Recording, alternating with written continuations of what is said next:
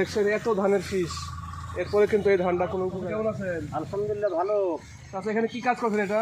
এই যে বাগড়া ধান কাটতেছি, এই ধানটা পাইকি যাবি আর এই পাকতেই নেই।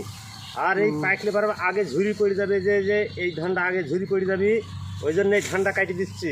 সেটাই তো একটা খুব ভালো বুদ্ধি। হ্যাঁ, তো বন্ধুরা দেখছেন এত ধানের শীষ, এরপরে কিন্তু এই ধানটা আগে ঝুরি পড়ে যাবে। আগে ঝুলে পড়ে যাবে। এতে করে কৃষক প্রচুর পরিমাণে লস খাবে, কারণ তাদের সে সম্বলটুকু হলেও বেশি কিনে হলে তারা ধান তৈরি করে এখানে।